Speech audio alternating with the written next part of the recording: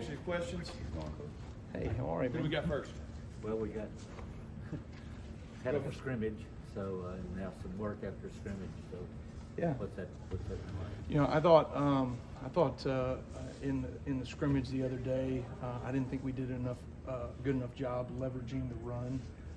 You know, our offense does a really good job of getting hats to the point of attack, and they make you, they crack replace, and they do a lot of different things that force your secondary to be able to come up and fit the run. I thought they did a really nice job of establishing some of the run the other day. I was really pleased the last two practices of how our guys got those things fixed. And that's really all you want to see is young defensive backs make a mistake and then they're able to get it corrected moving forward. And if we can continue to do that on this trajectory, we'll be in a good position by August 31st. Coach, you just spoke of the young defensive backs making mistakes. What are you seeing from their progression that's giving you confidence to continue to just that development process? What are they displaying? They're hungry. They have an urgency to get things fixed.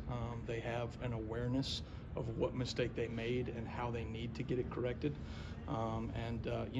If you walk up in our coaches' offices at night, we all go up and we grade the film on our own as coaches, and then in the morning we'll come back. But that night, there's a bunch of freshmen in every single coach's room. I mean, just getting better, learning, taking every mental rep they can. You see them on the sideline, they're locked in. These guys don't act like freshmen. They act like guys that want to be great and act like guys that have been there before, and that's really impressive from this group. Given the depth of defensive tackles on this team, do you think you're going to be able to create more interior pressure and be able to get the quarterback that way, just up the middle? Yeah, I mean, I think when you can, when you have guys that stay fresh throughout the game, that's such a huge piece of what offenses are trying to do now is, they're like it's like body blows in a boxing match, right? They're trying to wear your D-line down so that at the end of the game they can go execute against, a worn down defensive line in terms of pass rush and all those things. So I think rotations are important early in the game, making sure that we continue to mix guys in the rotation. I think we've got a lot of talent. I think when we can move in and out of 4 down and some 3-4 structures and do some different things on the interior to get the right one-on-one matchups we want, right? Ultimately, that's what it comes down to is can we get the right one-on-one matchup in pass rush, based off of whatever scheme we're trying to get done there. But I think from a depth standpoint and a talent standpoint, we've got some pieces that we can work with personnel-wise. Guys, raise your hand for me. Thanks, appreciate it. Jamie? Coach, I have a question outside of football. Basketball team right now, what can you learn from them and be inspired? What can your team be inspired from? I've gotten to know Coach Oates a few years ago. In fact, Tom Allen, who I worked for and who Kalen worked for, Nate went to the same college years ago as Tom Allen, and so we made that connection years ago. Always been impressed with him. Love the way he carries himself, the way he leads his team. It is fun to watch people that do things at a really high level and do things the right way have success, and so to see Coach Oates and what that team has done and how hard they have worked, and you see a bunch of guys that are seniors now, right, that have worked a long time to get to this point, to be rewarded on the back end of their career is really special. So excited to see them. Got time for a few more questions, guys? Katie?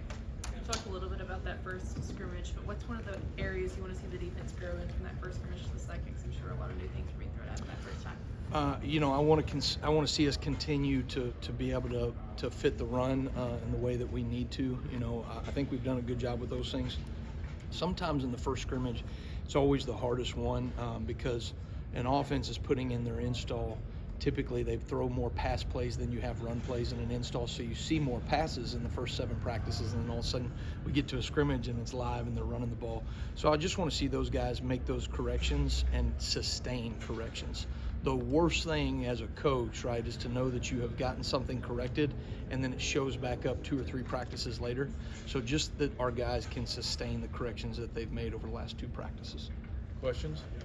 Coach Wommack, with the edges in the outside linebacker room, who are some of the guys that are really starting to emerge as like the go-to edge guys right now, early in the spring? I think I've seen a number of our guys flash right now. I think you can point to You know, a guy like Q Robinson, who's been here a long time, he's done some really good things. I think he's continuing to settle into what we're doing defensively, understanding the scheme. We're fairly multiple at that position in terms of what we ask that player to do. I think Keanu Coate has a real burst. I think he's done some special things in pass rush. I've been really pleased with Quay Russaw over the last couple days, and then to me, Yanze Pierre has a really special skill set. So I'm pleased with each one of those guys, particularly when it comes to their pass rush ability. I think we're moving in the right direction there. We'll finish here with Alex. Learning a lot about players, but I assume you're learning a lot about your new coaching staff as well. Early impressions from the guys maybe you're not familiar with, and linguist in particular. What's the big takeaway? Well, I think, you know, a coaching staff, right, there's a certain connection, right, that those guys have to have. There's a gel that takes place, right, over time. All of us come from different backgrounds, different walks of life, different experiences, different plays that have hurt us defensively, right? We're all wounded, you know, as coaches out there. And so you're trying to figure out, you know, what we do well here at Alabama with our personnel and our coaching staff and what our guys teach well. And so I've been really pleased. I think this group has probably gelled as well as any group I've been a part of. I do think that's the role as a coordinator, you know, creating buy-in on your staff, creating camaraderie, not just with the players, but with the coaches. But when you have experienced guys like Maurice Linguist, that has been a head coach, right? He's been a coordinator. He's been in those moments and seen the game from different, you know, perspectives. I think it makes it that much easier to come in and create buy-in for the rest of the staff. And I've really been pleased with all of our coaches in that regard. All right. Thanks, Coach. Hey, thank you, Coach. All right. Thanks, guys.